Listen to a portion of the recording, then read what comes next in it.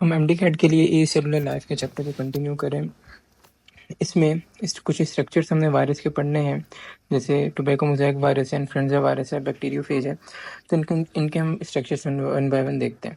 देखिए, सबसे पहले मैं आपको डायग्राम दिखा देता हूँ टोबैको मोज़ेक वायरस की। देखिए, ये वायरस जो है वो सबसे पहले ये है कि ये रॉड शेप है, पहली बात। उसके बाद इसके पास सिंगल स्ट्रैंडेड आरएनए मौजूद होता है। ये देखें, ये सिंगल स्ट्रैंडेड आरएनए है इसके पास, और इसका कैप्सिड है, ये पूरा कैप्सिड है, ठीक है।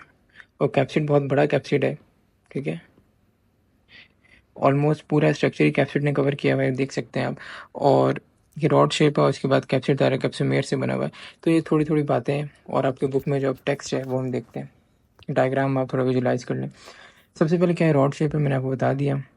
उसके बाद ये टोबैको मोज़ेक डिजीज़ कराता है। ये डिजीज़ है प्लांट्स में, कुछ पत्ते ऐसे हो जाते हैं, देखें, ठीक है। ये निशान जैसे आ गए ये सारे, तो ये टोबैको मोज़ेक डिजीज़ कराता है, किसमें, प्लांट्स में। दूसरी बात, उसके बाद सिंगल स्ट्रैंडेड आरएनए जीनोम, जैसे मैंने आपको यहाँ बताया, सिंगल स्ट्रैंडेड आरएनए जीनोम इसमें मौजूद होता है, और कैप्सिड मौजूद होता है। अब कुछ वैल्यूज़ हैं इसके। कैप्सिड किससे बना हुआ है? कैप्सिड एक्चुअली बना हुआ है, ज़ाहिर है, कैप्सोमेर से बना है। हम बेसिक स्ट्रक्चर में पढ़ते हैं। अब कितने कैप्सोमेर से बना है, इतना बड़ा कैप्सिड है, मैंने आपको बताया। देखें, पूरा ये कैप्सिड है, ये सारा, ठीक है। तो इतना बड़ा है तो ज़ाहिर है कैप्सोमेर यूनिट भी ज़्यादा होंगे। तो कितने हैं? 2130 कैप्सोमेर यूनिट है। वैल्यू आपको याद होनी चाहिए। और कैप्सिड की शेप क्या है? हेलिकल, ठीक है। दो शेप्स आपको याद रखनी है। क्या? एक तो वायरस की शेप तो रॉड है, ठीक है, मगर कैप्सिड की शेप क्या है? हेलिकल शेप है। और उसके बाद कैप्सोमेर के अंदर, हर कैप्सोमेर के अंदर 2130 कैप्सोमेर है, और हर कैप्सोमेर के अंदर 158 अमाइनो एसिड है, ठीक है। दो वैल्यूज हो गई। और हर टन में, एक टन में 130 कैप्सोमेर है। क्या मतलब? देखें, ये एक टन बन रहा है पूरा, ये दूसरा टन है नीचे, ये तीसरा टन है। तो हर टन के अंदर 158 जो है आपके पास 130 कैप्सोमेर्स मौजूद है हर टन के अंदर, ठीक है। ये कुछ स्ट्रक्चर हो गया टोबैको मोज़ेक वायरस का। अगला हमने इन्फ्लुएंजा वायरस का स्ट्रक्चर पढ़ना है। इन्फ्लुएंजा वायरस की मैं आपको डायग्राम दिखाता हूँ। ये डायग्राम है, देखें, ये गोल वायरस है, ठीक है। इसका स्ट्रक्चर जो है वो गोल स्ट्रक्चर है, या तो राउंड स्ट्रक्चर होगा जैसे दिखाया हुआ है, या दूसरा इसका कैसे स्ट्रक्चर हो सकता है, दूसरा इसका स्पेगडी लाइक फिलामेंट्स की तरह, ठीक है, लॉन्ग फिलामेंट्स की तरह हो सकता है। यहाँ गोल स्ट्रक्चर, राउंड स्ट्रक्चर दिखाया हुआ है, ठीक है, एक बात होगी। दूसरा, इसके सरफेस के साथ दो मॉलिक्यूल्स अटैच होते हैं। एक न्यूरामाइनिडेज है, दूसरा हीमाग्लूटिनिन है, ठीक है। दो मॉलिक्यूल्स इसके सरफेस के साथ अटैच होते हैं, ठीक है। और इसके इन्वेलप ये मौजूद है, और अंदर जो है इसका न्यूक्लिक एसिड मौजूद होगा। तो इसका स्ट्रक्चर है, देखते हैं इसके आपकी बुक में क्या बातें लिखी हैं। एक तो या तो राउंड शेप है, या लॉन्ग स्पेगडी लाइक फिलामेंट्स है, ठीक है। ये इसकी शेप्स हो गई। उसके बाद तीन फॉर्म्स होती हैं, ए बी सी, तीन फॉर्म में मौजूद हो सकता है। उसके बाद ऑर्थो मैक्सो वायरस फैमिली से बिलोंग करता है। क्या मतलब? देखें, मैक्सो का मतलब ये होता है वो वाले वायरस जो म्यूसिन के साथ रैक करें। म्यूसिन एक्चुअली क्या है? म्यूसिन हमारी बॉडी में मौजूद होता है, एक ग्लाइकोप्रोटीन कवरिंग्स होती हैं हमारी बॉडी में, जो कहाँ कहाँ मौजूद होंगी? स्लाइवा में भी हो सकता है, टेयर्स में भी हो सकता है, ठीक है। ये अलग अलग जगह हो सकती हैं, और फ्रिक्शन और हमारी बॉडी को प्रोटेक्ट कर रही होती हैं। तो इसलिए मैक्सो का वर्ड ये म्यूसिन को इंडिकेट करता है। तो ये वहाँ जाके अटैक करता है, वहाँ जाके हमला करता है, ठीक है। इसलिए ऑर्थोमैक्सो वायरस फैमिली में बिलोंग करता है। उसके बाद इसका जो जीनोम है वो सिंगल स्ट्रैंडेड आरएनए तो है, ठीक है, मगर सेगमेंटेड है, मतलब सेगमेंट्स हैं, ऐसे अलग अलग सेगमेंट्स होंगे, ठीक है। मगर सिंगल स्ट्रैंडेड आरएनए है और सेगमेंटेड है। कितने सेगमेंट्स हैं? कि 8 सेगमेंट्स होते हैं इसके अंदर, 8 सेगमेंट्स मौजूद होते हैं। इसके बाद कैप्सिड होता है, हम देख लिया। इन्वेलप होता है बाय, ठीक है। इन्वेलप के ऊपर ये दो मॉलिक्यूल्स होते हैं, भी हम देख चुके हैं। और इसके बाद एक एंजाइम होता है, ये आपको पता होना चाहिए कौन सा, RNA polymerase enzyme, D RNA dependent RNA polymerase enzyme, जिसका फंक्शन क्या है? फंक्शन आप इसका है ट्रांसक्रिप्शन। ट्रांसक्रिप्शन का मतलब क्या होता है? मैसेंजर आरएनए बनवाना डीएनए से, मैसेंजर आरएनए फ्रॉम डीएनए, ये इसका फंक्शन होता है, ठीक है। तो इसके बाद ये एंजाइम मौजूद होता है। तो ये बेसिक से आसान आसान से स्ट्रक्चर्स हैं दोनों वायरस के। बैक्टीरियोफेज का स्ट्रक्चर थोड़ा डिटेल में हम पढ़ते हैं, मैं आपको बताता हूँ यहाँ पर। ये भी आसान है, मुश्किल नहीं है। देखें, बैक्टीरियोफेज की शेप जो होती है वो होती है टेडपोल लाइक, ठीक है। शेप जो है टेडपोल लाइक होती है। टेडपोल लाइक क्या मतलब? टेडपोल का मतलब होता है इसके पास एक होगा हेड जो हेक्सागोनल होगा, ठीक है, हेड जो हेक्सागोनल होगा, और एक होगी टेल, ठीक है, जो कि रॉड शेप होगी। तो ये टेडपोल का मतलब ये है। तो अब देखें, यहाँ इसका ये हेड है, ये हेड है, ये वाला कैप्सिड हेड, ठीक है। हेड भी है, या इसको कैप्सिड भी कह सकते हैं। और हेड के अंदर क्या मौजूद होता है? न्यूक्लिक एसिड, जो कि डीएनए है, डबल स्ट्रैंडेड, ठीक है, दो स्ट्रैंड्स ऑफ डीएनए है, ठीक है। आपको क्या, ये न्यूक्लिक एसिड किस फॉर्म में होता है वायरस के, आपको याद होना चाहिए। उसके बाद अगला स्ट्रक्चर इसका होता है कॉलर, ठीक है। कॉलर का मैं आपको बताता हूँ अभी, मगर पहले हम देखते हैं टेल, ठीक है। ये आप हटा दें, इसको आप टेल से याद रख लें, हटा दें। ये आप समझें ये टेल है, ये वाला रीजन, ठीक है। टेल, अब टेल के दो रीजन्स होते हैं। टेल के जो आउटर रीजन होगा वो कॉन्ट्रेक्टाइल होगा, और जो इनर रीजन होगा नॉन कॉन्ट्रेक्टाइल होगा। कॉन्ट्रेक्टाइल से क्यों कहा है कॉन्ट्रेक्टाइल होना चाहिए? इसने बैक्टीरियोफेज ने बैक्टीरिया को इन्फेक्ट करना है। अगर मिसाल के तौर पे बैक्टीरिया का सेल है नीचे, तो बैक्टीरियोफेज जब बैक्टीरिया को इन्फेक्ट करता है, सिर्फ इसका जो डीएनए है ये एंटर होता है बैक्टीरियोफेज के अंदर। तो अगर ये वाला रीजन, आउटर रीजन कॉन्ट्रेक्टाइल होगा टेल का, तो ये कॉन्ट्रैक्ट करके ये हिस्से को यहाँ से पूरा लाते हुए बैक्टीरिया के अंदर एंटर करा देगा। तो ये कॉन्ट्रैक्शन का मतलब ये है, इसलिए कॉन्ट्रेक्टाइल होता है। अब टेल, ये टेल हो गया हमारे पास, और टेल ये हेड है, ठीक है। और टेल और हेड जहाँ आपस में मिल रहे हैं वो रीजन क्या है? कॉलर है। नीचे प्रेजेंट होती है बेस प्लेट, ठीक है। बेस प्लेट के साथ या तो ये स्पाइक्स कह लें या पिन्स कह लें, ठीक है। बेस पिन्स अटैच होती हैं। एक चीज़, ये इनका फंक्शन क्या है? ये एक्चुअली, ये अगर बैक्टीरियल सेल है तो इसके साथ जाकर जुड़ जाएंगे, इसमें होल क्रिएट करेंगे, ठीक है। और ये जो है हमारे पास टेल फाइबर्स होते हैं, हर साइड 3 होते हैं, इस साइड भी 3, इस साइड भी 3, टोटल कितने? 6 हो जाएंगे। नंबर भी आपको याद होना चाहिए। और इसका फंक्शन क्या? इनका फंक्शन क्या है? अटैचमेंट कराना है, ठीक है। देखिए बैक्टीरियल सेल के साथ अटैच हो गया, ये अटैच हो गया, तो अटैचमेंट इनका फंक्शन है। अब देखते हैं आपकी बुक में क्या बातें मेंशन है।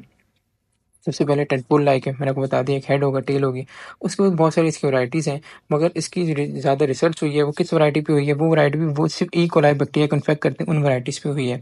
और ठीक है, ये मेंशन है more research on bacteriophage of E coli, ठीक है।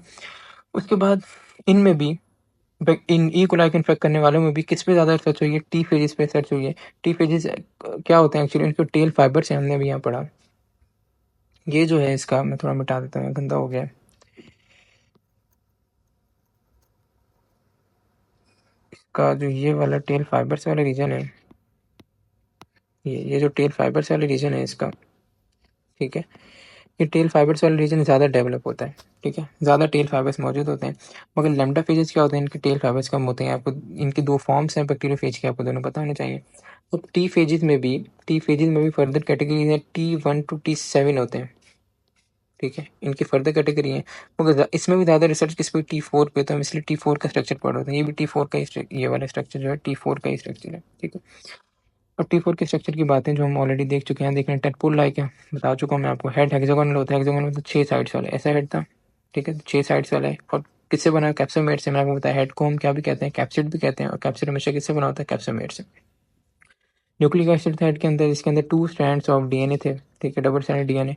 प्रोटीन कोड कह लें, या एक हेड और कैप्सिड एक ही चीज़ है। उसके बाद इसके नीचे टेल थी। टेल के 2 रीजन थे, मैंने आपको बताया था। आउटर रीजन क्या है? कॉन्ट्रेक्टाइल है, जिससे कॉन्ट्रैक्ट करके डीएनए को इंजेक्ट करेगा, और इनर रीजन का नॉन कॉन्ट्रेक्टाइल है। कॉलर होता है, कनेक्ट करता है टेल और हेड को। और एंड प्लेट होती है, ये नीचे वाली प्लेट जो थी, ये वाली प्लेट, इसको कहते हैं एंड प्लेट। एंड प्लेट के साथ 2 चीज़ें अटैच होती हैं। एक तो पिन से अटैच होती हैं एट द बेस, जो कि पेनिट्रेट करती हैं बैक्टीरिया के अंदर, सुराख बनाती हैं। और दूसरे टेल फाइबर से अटैच होते हैं, जो कि 6 नंबर होते हैं, 3 ईच साइड। हर साइड पे कितने होंगे? 3 होंगे। और ये क्या करते हैं? अटैचमेंट कराते हैं बैक्टीरिया के साथ। अगर ये देखें, मैं आपको दोबारा थोड़ा सा और समझा देता हूँ। ये बैक्टीरिया का सेल है, ठीक है। और यहाँ पिन्स आके इसके अंदर होल क्रिएट करेंगे और टेल फाइबर से अटैचमेंट कराएंगे, ठीक है। अटैचमेंट होके तो होल क्रिएट हुए। होल क्रिएट होने के बाद ऊपर से टेल कॉन्ट्रैक्ट होगी, टेल थी, और हेड से होते हुए, टेल से होते हुए ये डीएनए इसके अंदर इंजेक्ट हो जाएगा। कुछ ऐसा होता है, ठीक है। ये इसका स्ट्रक्चर है बैक्टीरियोफेज का। अच्छा, अब हम लाइफ साइकिल ऑफ बैक्टीरियोफेज को पढ़े। एक्चुअली बैक्टीरियोफेज का हमने स्ट्रक्चर देख लिया, अभी आगे डिवाइड कैसे करता है, रेप्लिकेट कैसे करता है, ये पढ़े।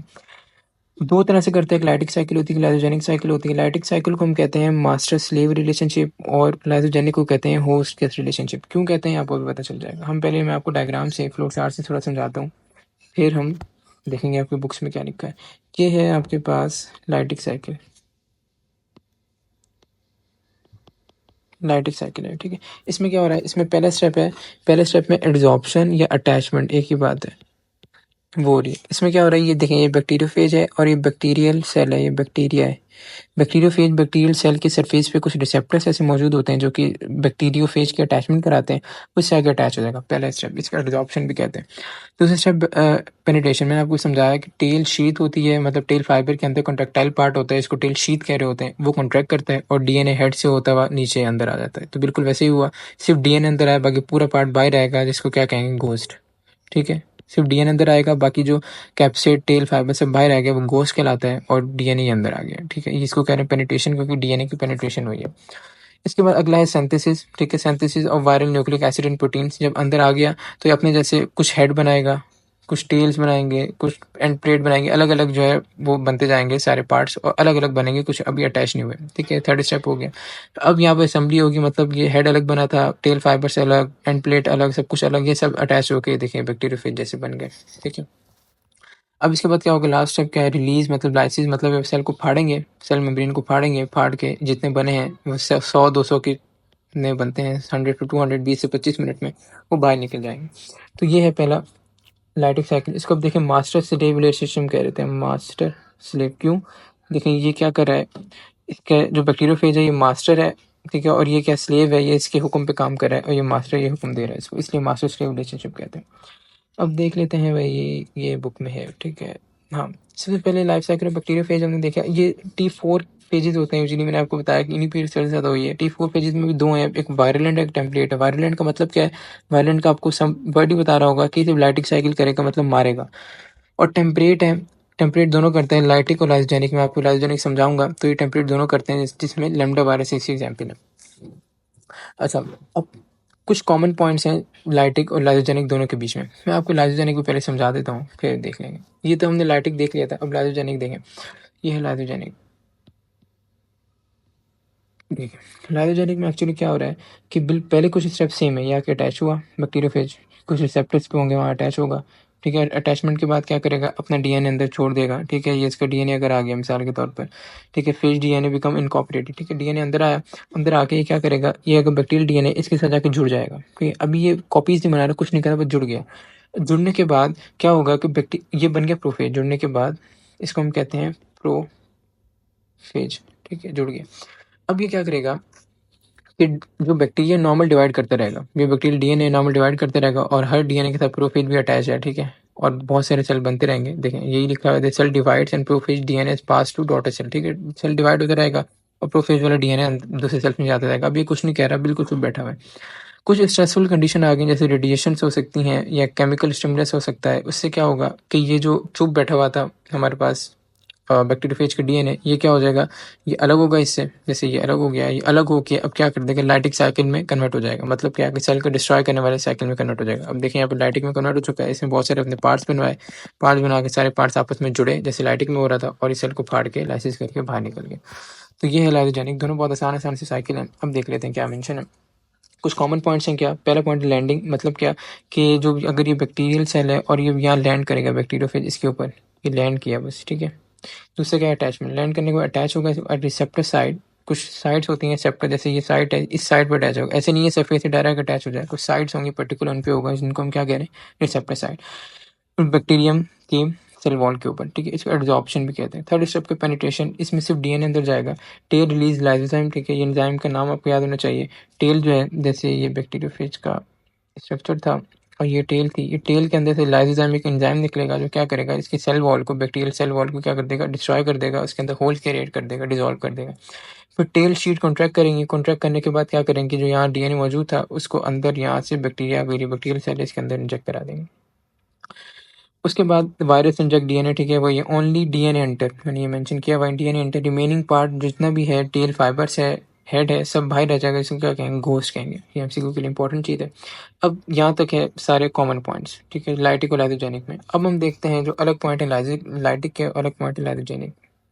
लाइटिक के अलग पॉइंट्स वाले देखते हैं। क्या होगी, मल्टीप्लिकेशन, जैसे हमने डायग्राम में देखा, इंटर होने के बाद अपने न्यूक्लिक एसिड बनाएगा, उसके बाद अपने हेड बनाएगा, अपनी टेल बनाएगा, ठीक है? ये वायरल कंपोनेंट बना रहे, डीएनए प्रोटीन कोड, ठीक है? टेल बनवाएगा। सब बनवाने के बाद कैसे बनवा रहे हैं, बायोसिंथेटिक मशीनरी। मतलब क्या कि ये इंटर हो गया, अब बैक्टीरियल सेल जो है, अगर ये इंटर होने के बाद इसको हुक्म देगा, ये अपना कुछ नहीं कर सकता है, ये जो बैक्टीरियोफेज है इसको हुक्म देगा, ये करो ये करो ये करो, वो करता जाएगा, और हुक्म देगा डीएनए बनाओ, प्रोटीन कोड बनाओ, टेल बनाओ, ये सब बनाता जाएगा। तो ये क्या होगा, मल्टीप्लिकेशन। ये बनने के बाद क्या होगा, जो अलग अलग बन जाएंगे, फिर आपने जुड़ेंगे, ठीक है? आपस में, जैसे ये हेड अलग पड़ा हुआ है, टेल अलग पड़ी हुई है, डीएनए अलग पड़ा हुआ है, ये सब जुड़ जाएंगे। ये हेड हो गया, इसके अंदर डीएनए आ गया, टेल नीचे आ गई, सब जुड़ जाएंगे। फिर लाइसिस होगा 25 मिनट के बाद। 100 से 200 न्यू फेज, मतलब वैसे ही जैसे एक बैक्टीरिया फेज इंटर हुआ था, 100 से 200 बन जाएंगे 25 मिनट के बाद, और सेल की सेल मेम्ब्रेन को फाड़ेंगे बैक्टीरियल सेल की, और उससे बाहर निकल जाएंगे। तो लाइटिक साइकिल हो गया। अगला है लाइसोजेनिक साइकिल। यहाँ तक स्टेप्स कॉमन थे कि वो इंटर हो गया था बैक्टीरियोफेज का डीएनए। मगर अब इंटर होने के बाद क्या करें, इंटीग्रेशन। इंटीग्रेशन का मतलब क्या है कि अगर ये बैक्टीरियल सेल है और इसका ये डीएनए इसके अंदर जाके अटैच हो जाएगा, इंटीग्रेट हो जाएगा, ठीक है। इंटीग्रेशन, इनकॉर्पोरेट यहाँ लिखा है जैसे। और इस दोनों को मिला के क्या कहते हैं, प्रोफेज कहते हैं, मैं समझा चुका हूँ। और इस पूरे प्रोसेस को क्या कहते हैं, लाइसोजेनिक पूरे प्रोसेस को कहते हैं। ये दो इंपॉर्टेंट टर्म्स हैं। प्रोफेज क्या, प्रोफेज का मतलब है bacterial DNA plus bacterio phase DNA, इसका मतलब ये है, ठीक है। और लाइसोजानी इस पूरे प्रोसेस को कह रहे हैं, ये जो दोनों के अटैचमेंट होने। उसके बाद क्या है, दिस बैक्टीरिया लिव नॉर्मली, ठीक है, but prophage passes to each daughter generation, ठीक है। जैसे ये सेल है अभी एक में डिवाइड हुआ, दो में, या आगे फर्दर दो में, ये फर्दर दो में, तो इसका डीएनए ऐसी फॉर्म में जा रहा है, प्रोफेज अटैच है, ठीक है। प्रोफेज का अटैच है तो इसी फॉर्म में आगे जाता जा रहा है, इसको कुछ नहीं कह रहा, नॉर्मल डिवीजन हो रही है। फिर कुछ अगर इन्वायरमेंटल ट्रिगर्स आए, जैसे रेडिएशन आ गई या केमिकल स्टिमुलस आ गया, तो ये क्या करेगा, ये चेंज कर देगा, ये निकलेगा। समटाइम हमारा डीएनए गेट डिटैच, ठीक है, इसके साथ जैसे अटैच था तो डिटैच होकर बाहर निकल जाएगा, तो डायग्राम में देखा, और लाइटिक साइकिल स्टार्ट कर देगा। ये पूरी साइकिल तो हम देख चुके हैं, और सेल को डिस्ट्रॉय कर देगा। इसके बाद छोटा सा एक टॉपिक है जेनेटिक इंजीनियरिंग एंड बैक्टीरियोफेज, ठीक है। जेनेटिक इंजीनियरिंग एक्चुअली क्या होती है, जेनेटिक का मतलब क्या है, जीन्स। इंजीनियरिंग का क्या होगा, मैनिपुलेशन। मैनिपुलेशन कह लें या चेंज कह लें, एक ही बात है। जीन के अंदर कुछ चेंज कर रहे हैं, कैसे चेंज कर रहे हैं, देखें। हमारा जेनेटिक इंजीनियरिंग कराने का मकसद क्या होता है, अगर ये बैक्टीरियोफेज का सेल है, बैक्टीरियोफेज है ये, और इसके अंदर ये इसका डीएनए है, और एक नॉर्मल डीएनए है, मिसाल के तौर मिसाल दे रहा हूँ मैं, ये इंसुलिन बनाने का डीएनए है। हम चाह रहे हैं बैक्टीरियोफेज से हम इंसुलिन बनवाएं। हम इसका ये वाला पार्ट निकालेंगे, और ये बैक्टीरियोफेज का डीएनए ये मैं बाहर निकाल के ऐसे कर रहा हूँ, इसका ये वाला पार्ट रिमूव करके ये जो इंसुलिन का पार्ट निकाला यहाँ लगा देंगे। इसमें बहुत सारे एंजाइम चीज़ें होते हैं, वो अब नहीं पढ़े, मैं आपको सिर्फ कॉन्सेप्ट दे रहा हूँ। तो अब क्या हुआ, बैक्टीरियोफेज का डीएनए कुछ ऐसा बन गया, देखें।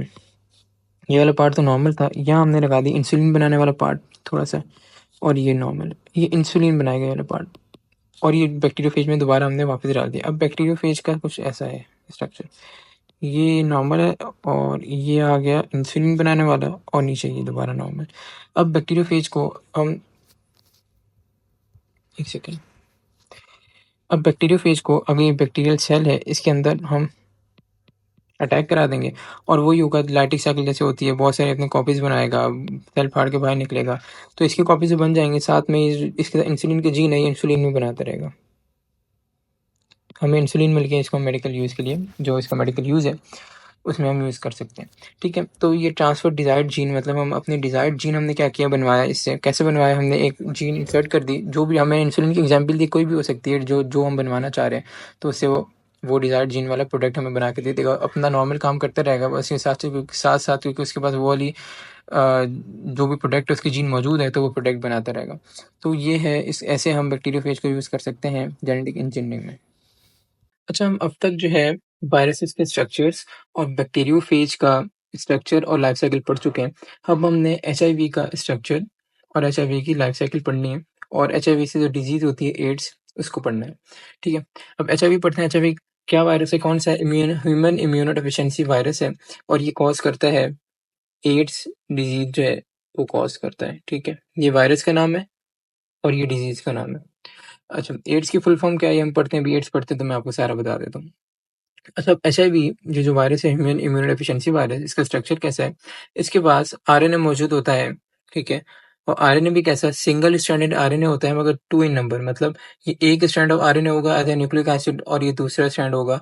2 स्ट्रैंड्स ऑफ आरएनए मौजूद हैं, मगर दोनों सिंगल सिंगल हैं, ठीक है, डबल कोई नहीं है। उसके बाद आरएनए ट्यूमर वायरस क्यों कह रहे हैं, क्योंकि इससे कैंसर कॉज होता है, ये कैंसर कॉज कर सकता है, कैन कॉज कैंसर, ठीक है, तो इसलिए इसको कहते हैं ट्यूमर वायरस, ठीक है। अच्छा, उसके बाद स्फेरिकल शेप है, मतलब गोल शेप होती है इसकी, और इसके पास इसके जो आरएनए है, इसका जो जीन्स है, उसके अंदर जो जीनोम है, जेनेटिक मटेरियल, उसके 9 जीन्स मौजूद होती हैं, 9 जीन्स, ये आपको नंबर याद होना चाहिए। उसके बाद एक टाइप ऑफ वायरस है रेट्रो वायरस, उसकी क्लास से बिलोंग करता है। देखें, रेट्रो वायरस एक बड़ी क्लास है, इसमें बहुत सारे वायरस होंगे, ठीक है, उसमें से एक जो है एचआईवी है। और इसकी खास बात क्या है रेट्रो वायरस की, कि ये करता है रिवर्स ट्रांसक्रिप्शन करता है रेट्रो वायरस। मतलब क्या? ट्रांसक्रिप्शन हम पहले भी बहुत दफ़ा देख चुके हैं कि डीएनए से आरएनए बनना कहलाता है ट्रांसक्रिप्शन। अब रिवर्स ट्रांसक्रिप्शन है तो उल्टा हो जाएगा, आरएनए से जब डीएनए बन रहा होगा तो ये कहलाएगा रिवर्स ट्रांसक्रिप्शन। तो रेट्रोवायरस की ये खासियत है कि रिवर्स ट्रांसक्रिप्शन करता है और इसमें एचआईवी आ जाता है, तो एचआईवी की ये खासियत होगी, क्या करेगा? Reverse transcription. अच्छा, अब हम इसका देख लेते हैं स्ट्रक्चर। कुछ जो बातें मैंने आपको बताई हैं, मैंने आपको अभी बताया कि 2 सिंगल स्ट्रैंड्स ऑफ आरएनए मौजूद होते हैं, तो वो ये रहे इसके पास, मैं बनाता हूँ। ये रहे 2 सिंगल स्ट्रैंड्स ऑफ आरएनए इसके, ठीक है? ये एक स्ट्रैंड ये है, एक स्ट्रैंड ये, 2 स्ट्रैंड्स ऑफ आरएनए हो गए। उसके बाद इसके पास कुछ एंजाइम्स मौजूद होते हैं अंदर, जैसे यहाँ पर ये एंजाइम इन्होंने एक दिखाया हुआ है। एक एंजाइम दिखाया है इन्होंने ये कौन-सा एंजाइम है एक्चुअली? ये है आपके पास रिवर्स ट्रांसक्रिप्टेज़, रिवर्स ट्रांसक्रिप्टेज़। मैंने अभी आपको बताया कि क्या करता है रिवर्स ट्रांसक्रिप्शन, और रिवर्स ट्रांसक्रिप्शन ज़ाहिर कोई एंजाइम से होगी तो वो किससे होगी? रिवर्स ट्रांसक्रिप्टेज़। बाकी एंजाइम यहाँ नहीं दिखाए हुए ऐसे, मगर 2 एंजाइम और मौजूद होते हैं, मैं अभी यहाँ बता देता हूँ आपको। एक होता है प्रोटीएज़ और एक होता है इंटीग्रेज़। 3 एंजाइम इसके न्यूक्लिक एसिड के साथ कहीं मौजूद होते हैं। इसका न्यूक्लिक एसिड है क्या? कि 2 strands of 2 single strands of RNA, ठीक है? और ये 3 एंजाइम्स इसके साथ हो गए। उसके बाहर ये मौजूद है कवरिंग, जिसको क्या कह रहे हैं? कैप्सिड। ये कवरिंग है, ये वाली कैप्सिड वाली कवरिंग है। कैप्सिड क्या होता है एक्चुअली? प्रोटीन कोट होता है, प्रोटीन कोट होता है, ठीक है? कैप्सिड है। अच्छा भाई, ये हो गया इसका स्ट्रक्चर। और इसके बाद क्या है? एक और यहाँ पर है लेयर, कौन सी? मैट्रिक्स प्रोटीन, ये वाली लेयर। मैं थोड़ा मिटा देता हूँ यहाँ पर, वरना तो समझना अच्छा नहीं आएगा। अच्छा, अगली लेयर जो है इसकी, ये मैट्रिक्स प्रोटीन है, मैं आपको बताता हूँ, ठीक है? अच्छा, ये वाली लेयर इसकी, ये है मैट्रिक्स प्रोटीन, ये जो लेयर है इसकी बाहर, ठीक है? ये हमने नॉर्मल स्ट्रक्चर, जो बेसिक स्ट्रक्चर था उसमें नहीं पढ़ी थी। ये होती है इसकी मैट्रिक्स प्रोटीन। और मैट्रिक्स प्रोटीन जिससे बनी होती है वो होती है प्रोटीन 17 से बनी होती है, आपको याद होना चाहिए, प्रोटीन 17। और इसका कैप्सिड जो है, कैप्सिड ये बना होता है प्रोटीन 24 से। ये दोनों आपको प्रोटीन से याद होनी चाहिए एमसीक्यू के लिए। उसके बाद इसकी लेयर है ये वाली इन्वेलप, ये लेयर आ गई इसकी इन्वेलप, ये वायरल इन्वेलप है। ये जो लेयर है आपको दिख रही है, ये पूरी बाहर वाली वायरल इन्वेलप। इन्वेलप के ऊपर कुछ ग्लाइकोप्रोटीन के लगे होते हैं स्पाइक्स, इसको हम कहते हैं स्पाइक्स। ग्लाइकोप्रोटीन स्पाइक्स होते हैं जो कि इसकी अटैचमेंट के लिए मदद करते हैं। अब स्पाइक्स के अंदर कौन सी ग्लाइकोप्रोटीन मौजूद होगी? ग्लाइकोप्रोटीन 120 और ग्लाइकोप्रोटीन 41, ये 2 मौजूद होते हैं, ये भी आपको पता होना चाहिए। ग्लाइकोप्रोटीन क्या है एक्चुअली? कार्बोहाइड्रेट प्लस प्रोटीन जब मिलते हैं तो ग्लाइकोप्रोटीन बन जाता है। और ये 2 इसकी वैल्यूज है 120 और 41, ये दोनों आपको पता होनी चाहिए, ठीक है? अच्छा भाई, अब इसके बाद इसका स्ट्रक्चर तो हमने देख लिया है, स्ट्रक्चर कैसा है। अब इसके बाद हम देखते हैं इसकी लाइफ साइकिल, कि इन्फेक्ट कैसे करता है, किसको इन्फेक्ट करता है। लाइफ साइकिल ऑफ एचआईवी, देखें एचआईवी जो है, मैं आपको पहले यहाँ बताता हूँ, ये इन्फेक्ट करता है टी सेल्स को। हमारी इम्यूनिटी का एक सेल है टी सेल, उसको इन्फेक्ट करता है। और उसके अंदर भी एक फर्दर क्लास है टी हेल्पर सेल, उसको इन्फेक्ट करता है, ठीक है? T helper cell. और टी हेल्पर सेल भी क्यों इन्फेक्ट करता है? देखिए मिसाल के तौर पर टी हेल्पर सेल का ही सेल है, ये टी हेल्पर सेल हो गया। इसके ऊपर कुछ रिसेप्टर्स मौजूद होते हैं, इसको कहते हैं CD4 रिसेप्टर, ठीक है? CD4 रिसेप्टर से आके ये एचआईवी का जो स्पाइक है, स्पाइक 120 जो हमने अभी देखा था, ग्लाइकोप्रोटीन 120 था, वो इससे आगे CD4 से बाइंड कर जाता है, ठीक है? ये बाइंडिंग वाली वैल्यूज आपको याद होनी चाहिए कि कौन सा receptor on T helper cell CD4, और कौन सा रिसेप्टर जो इसे बाइंड करता है वो ग्लाइकोप्रोटीन 120 जो स्पाइक है। तो ये दोनों वैल्यूज एमसीक्यू के लिए इंपॉर्टेंट है। सबसे पहला स्टेप मैं आपको पहले डायग्राम से समझाता हूँ। देखें सबसे पहले क्या हो रहा है इसमें, सबसे पहले हो रही है, ये आ गया CD4 है, ये CD4 और ये ग्लाइकोप्रोटीन रिसेप्टर कौन सा 120, ठीक है? ये दोनों बाइंड करेंगे, पहला स्टेप हो गया बाइंडिंग। फिर ये फ्यूजन हो जाएगा। फ्यूजन का मतलब क्या कि अंदर चला गया, ठीक है? ये देखें, ये इसका वायरस पूरा अंदर चला गया, ये सेल मेम्ब्रेन से अंदर गया। और दूसरा स्टेप ये, तीसरा स्टेप रिवर्स ट्रांसक्रिप्शन, मतलब क्या? ये अंदर चला गया। अब इसके पास मैंने आपको भी समझाया था कि 2 सिंगल स्ट्रैंड ऑफ आरएनए मौजूद हैं। ये अंदर जाने के बाद क्या करेगा? साइटोप्लाज्म में, ये साइटोप्लाज्म है इसका टी हेल्पर सेल का, साइटोप्लाज्म में क्या करेगा कि इसका जो आरएनए था उसको डीएनए में कन्वर्ट कर देगा।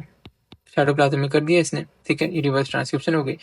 अब चौथा स्टेप है इसका इंटीग्रेशन। अब ये है न्यूक्लियर मेम्ब्रेन, एक्चुअली ये वाली पूरी न्यूक्लियर मेम्ब्रेन है। ये न्यूक्लियर मेम्ब्रेन से जो डीएनए बना, ये डीएनए न्यूक्लियर मेम्ब्रेन से अंदर चला गया। अब न्यूक्लियर मेम्ब्रेन अंदर गया तो टी हेल्पर सेल का जो अपना डीएनए था उसके साथ जाके बाइंड कर गया, इंटीग्रेट कर गया, जुड़ गया, तो उसको क्या करें, इंटीग्रेशन कह रहे हैं। ठीक है, ये हो गया चौथा स्टेप। अब पांचवा स्टेप है रेप्लिकेशन। अब ये बाइंड कर गया तो अपने कॉपीज बनाएगा। डीएनए से बनेगा मैसेंजर आरएनए, मैसेंजर आरएनए से क्या बनेगी, प्रोटीन, जो नॉर्मल प्रोसेस होता है, काफी दफा देख चुके हैं।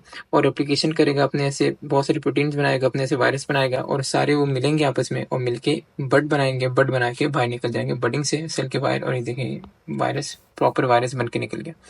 ठीक है, ये लाइफ साइकिल अब हम देखते हैं आपके बुक्स में क्या मेंशन है। सबसे पहला स्टेप है अटैचमेंट का। Viral attaches to CD4 receptor, समझा चुका हूँ मैं आपको किसके जरिए, ग्लाइकोप्रोटीन 120 बता दिया मैंने।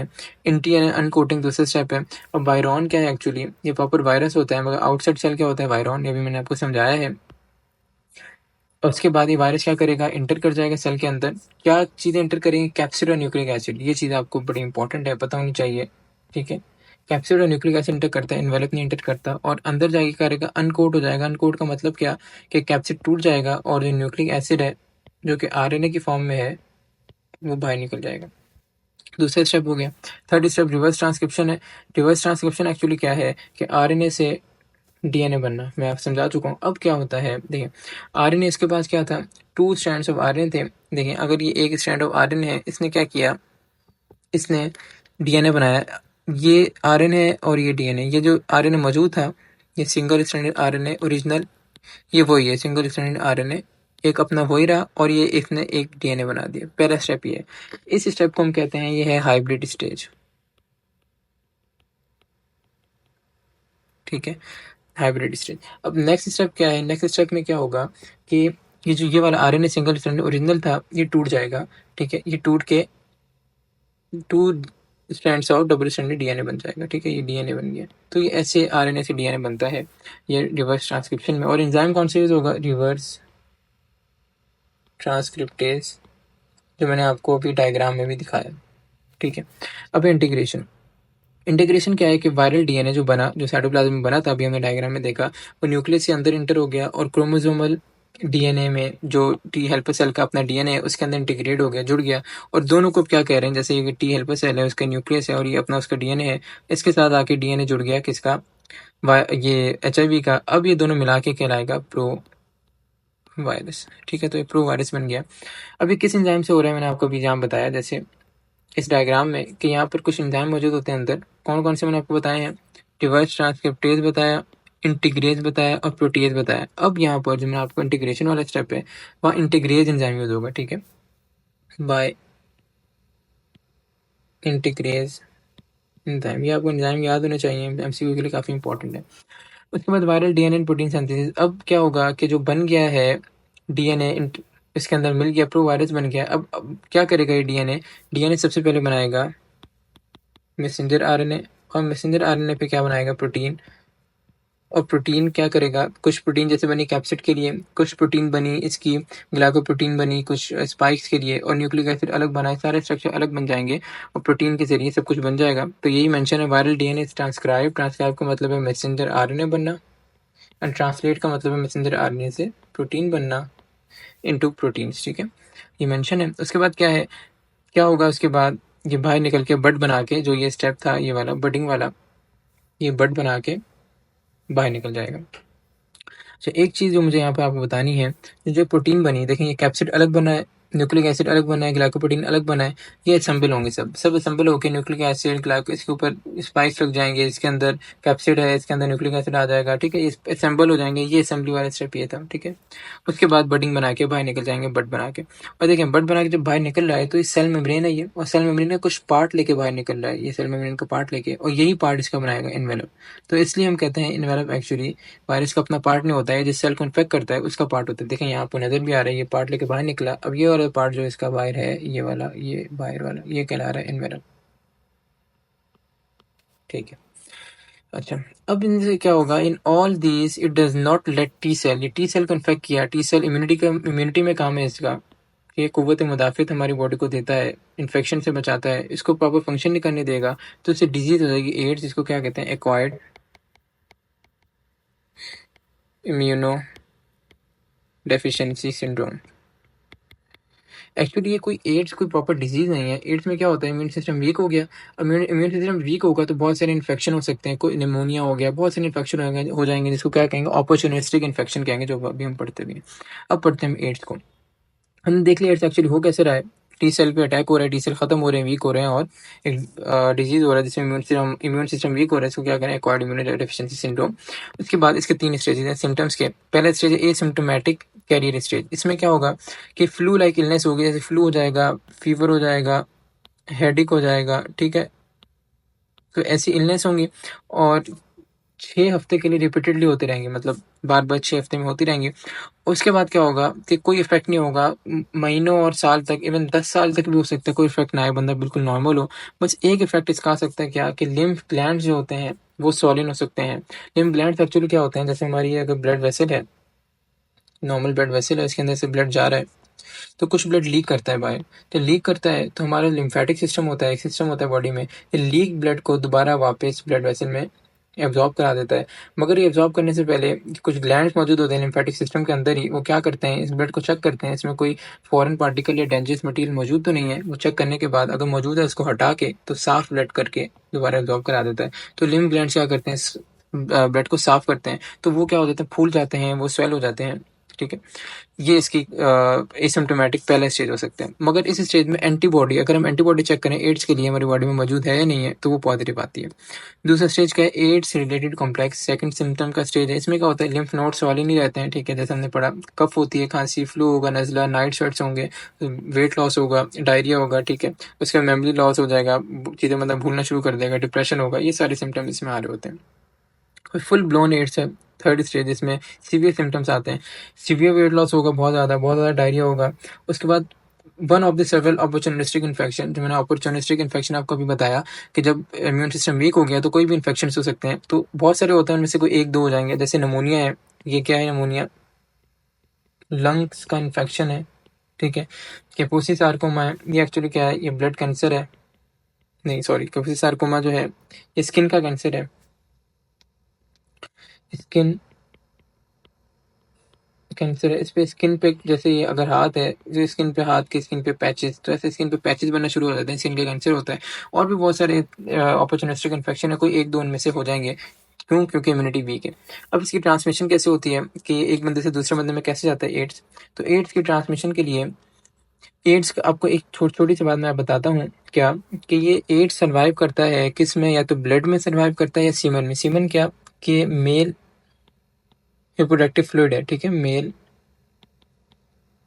रिप्रोडक्टिव फ्लूइड क्या है, जिसको सीमन कहते हैं, ठीक है, या ब्लड में क्या करता है, सर्वाइव करता है। तो ट्रांसमिशन कैसे होगी, अब इन दोनों चीज़ों को ध्यान में रखेंगे तो ट्रांसमिशन बहुत आसान हो जाएगी, आपको याद करना। देखिए, ब्लड से ट्रांसमिट होगा तो ब्लड ट्रांसफ्यूजन हम एक बंदे का जो इन्फेक्टेड है दूसरे में लगाएंगे तो चला जाएगा। ओपन वुंड्स में भी क्या होता है कि ब्लड बाहर होता है, तो ओपन वुंड्स का, दो बंदों का तो ओपन वुंड्स हैं, ठीक है, और वो एक बंदे का HIV एक में नहीं, तो वो ओपन वुंड्स के जरिए दूसरे में ट्रांसमिट हो सकता है। तो यहाँ भी ब्लड का ही काम आ रहा है। बस अनस्टेरिलाइज्ड सिरिंजेस, इसका मतलब क्या है कि अगर मिसाल के तौर पे एक HIV का पेशेंट है, ठीक है, उसने एक कोई सिरिंज यूज़ की और उसमें थोड़ा सा उसका ब्लड लगा रह गया, और वही वाली सिरिंज जिसमें HIV नहीं उसने यूज़ कर ली और वो ब्लड उसमें चला गया, तो ये भी एक्चुअली क्या हो रही है, ब्लड से ही ट्रांसफर हो रहा है। तो अनस्टेरिलाइज्ड सिरिंजेस का भी मतलब ये है। तो पहले 3 का क्या है, ब्लड से आ रहे हैं पहले 3। उसके बाद चौथा क्या है, सेक्सुअल कॉन्टैक्ट। मैंने आपको सीमेन का बताया, जो मेल रिप्रोडक्टिव फ्लूइड है, तो सेक्सुअल कॉन्टैक्ट भी उसमें जब करेंगे तो वो भी इन कॉन्टैक्ट आएगा, तो उससे ट्रांसफर हो सकता है। ब्रेस्ट फीडिंग, ठीक है, जो माँ का बच्चे को दूध पिलाना, उससे भी हो सकता है। और प्लेसेंटा टू बेबी भी हो सकता है, जब बच्चा माँ के पेट में होता है, जो फ्लूइड और जितने भी न्यूट्रिशंस जा रहे होते हैं, न्यूट्रिशंस ट्रांसफर हो रहे होते हैं फ्रॉम मदर टू बेबी, और जितने वेस्ट हैं वो बेबी का मदर में वापस जा रहा होता है, तो प्लेसेंटा के जरिए जा रहा होता है, तो इसके जरिए भी बेबी में ट्रांसफर हो सकता है माँ के पेट में। तो ट्रांसमिशन के कुछ ज़रिए हैं। अब इसका ट्रीटमेंट क्या है, देखिए, ट्रीटमेंट कोई प्रॉपर मौजूद नहीं है, बस हम ये कर सकते हैं कि उसके इफेक्ट को, जितने भी बहुत बुरे इफेक्ट आ रहे हैं, इसको कम कर सकते हैं बस। अब क्या करते हैं, इसमें मेडिसिन यूज़ करते हैं कुछ, जिसको हम क्या कहते हैं, एंटी रेट्रोवायरल थेरेपी। क्यों, क्योंकि ये रेट्रोवायरस मैंने अभी बताया उसी कैटेगरी में बिलोंग करता है, तो एंटी रेट्रोवायरल थेरेपी कर रहे हैं। और उसमें कौन सी ड्रग यूज़ कर रहे होते हैं, रिकोबिया यूज़ कर रहे होते हैं, डिस्कोवी यूज़ कर रहे होते हैं, ट्रूवेडा यूज़ कर रहे होते हैं, तो ये 3 ड्रग्स हैं जो हम यूज़ कर रहे होते हैं ट्रीटमेंट में। अब प्रिवेंशन एक्चुअली है, अगर जहाँ से ट्रांसमिट हो रहा था उन सारे फैक्टर्स को हटा दें तो वही प्रिवेंशन है। तो क्या है कि सेक्सुअल कॉन्टैक्ट से हम अवॉइड करें, अनसिलाइज्ड सिरिंजेस से अवॉइड करें, ठीक है? जैसे मैंने आपको बताया सेक्सुअल कॉन्टैक्ट से हो रहा है, सिरिंजेस से हो रहा है, ठीक है? ओपन वुंड से हम अवॉइड कर सकते हैं, ठीक है? ब्लड ट्रांसफ्यूजन से अगर ब्लड ट्रांसफ्यूज करना है तो हम वो पहले चेक कर सकते हैं कि उस बंदे में एचआईवी है तो नहीं। तो यही वाली चीज़ें अगर आप याद रखें, इन्हीं को ऑपोजिट कर दें तो क्या बन जाएगा प्रिवेंशन। अब नो वैक्सीनेशन अवेलेबल, अभी तक इसकी कोई वैक्सीन जो है अब तक तैयार नहीं हो सकी, तो इसलिए इसके जो अगर किसी को हो जाए तो इसके बाद हम ट्रीटमेंट करके कुछ ड्रग्स देके उसके इफेक्ट को कम कर सकते हैं। अगर बंदे को 5 साल की लाइफ एक्सपेक्टेंसी है, उसकी ड्रग के जरिए 7-8 साल कर सकते हैं, मगर हम ये नहीं कर सकते कि उसको कंप्लीटली खत्म कर दें। तो ये आपका टॉपिक है एचआईवी का। अच्छा, हम एड्स को देख चुके हैं, अब हम जो है वो स्टार्ट कर रहे हैं हेपेटाइटिस को। हेपेटाइटिस एक्चुअली 2 वर्ड से मिलके बना है। हेपेटाइटिस 2 वर्ड से मिलकर बना है। एक हैपा है, हैपा का मतलब होता है लिवर, ठीक है? जैसे हम किडनी के लिए रीनल यूज़ करते हैं, वैसे ही लिवर के लिए हैपा यूज़ करते हैं। और आइटस जहाँ भी आ जाए, जहाँ-जहाँ भी आपको आइटस मिला हुआ मतलब होता है इन्फ्लेमेशन सूजन। तो लिवर की इन्फ्लेमेशन हो जाए उसको हम कहते हैं हेपेटाइटिस। तो यही इसकी डेफिनेशन है, it is the inflammation of liver, ठीक है? अच्छा, इसके बाद इसके कॉजेज़ क्या हैं, ठीक है? इसके कॉजेज़ क्या हैं? ये कॉज़ होता है या तो वायरल डिजीज़ से कॉज़ होगा, ठीक है? वायरल डिजीज़ेज़ या टॉक्सिक सब्सटेंस भी हो सकते हैं। जैसे इसमें टॉक्सिक सब्सटेंस में आपका आ जाता है एक एफ्लाटॉक्सिन आ जाता है टॉक्सिक सब्सटेंस में। और उसके बाद कुछ ड्रग्स भी हो सकती हैं, जैसे ड्रग्स कोई मेडिसिन वगैरह डॉक्टर ने प्रिस्क्राइब किया और इसके साइड इफेक्ट के तौर पे हमें हेपेटाइटिस हो गया, ठीक है? ये एफ्लाटॉक्सिन जो है ये फंगस प्रोड्यूस करता है, ठीक है? फंगस प्रोड्यूस करता है एफ्लाटॉक्सिन, तो टॉक्सिक सब्सटेंस में ये आ सकता है। अच्छा, उसके बाद इसके सिम्टम्स क्या होते हैं? सिम्पटम्स इसके सबसे पहले सिम्पटम इसके होता है इसका जॉइंटिस। जॉइंटिस में आपको यहाँ समझाता हूँ थोड़ा इस जगह पर, ठीक है? थोड़ा सी समझने वाली चीज़ है। इसमें होता ये है कि येलो कलरेशन ऑफ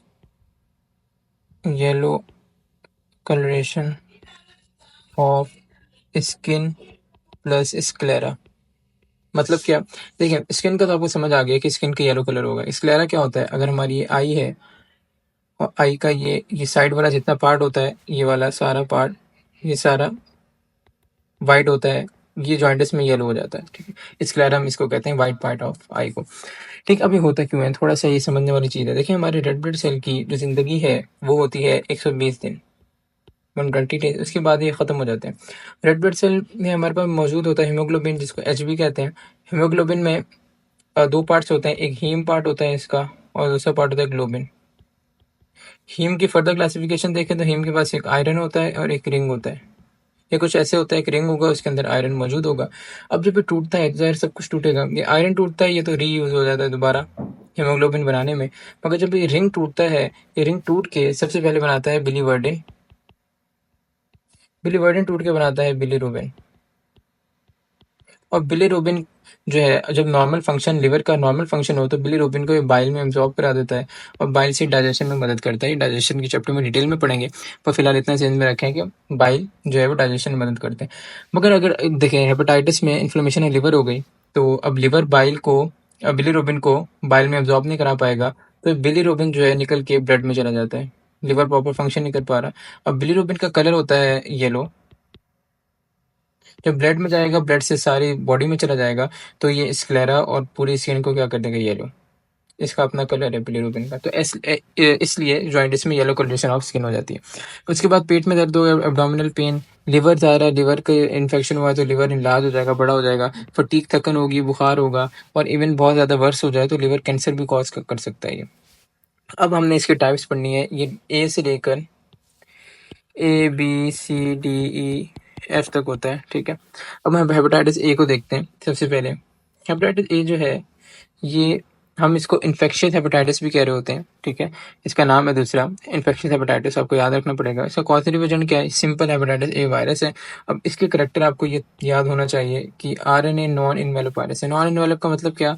कि जैसे हमने वायरसेस में पढ़ा था, अंदर डीएनए आरएनए होता है, फिर कैप्सिड होता है, और कैप्सिड के बाद इन्वेलप और स्पाइक्स होते हैं। नॉन इन्वेलप वायरस का मतलब होता है इसके बाद इन्वेलप मौजूद नहीं होता, और इसका न्यूक्लिक एसिड आरएनए होगा, तो इसलिए आरएनए नॉन इन्वेलप वायरस है ये।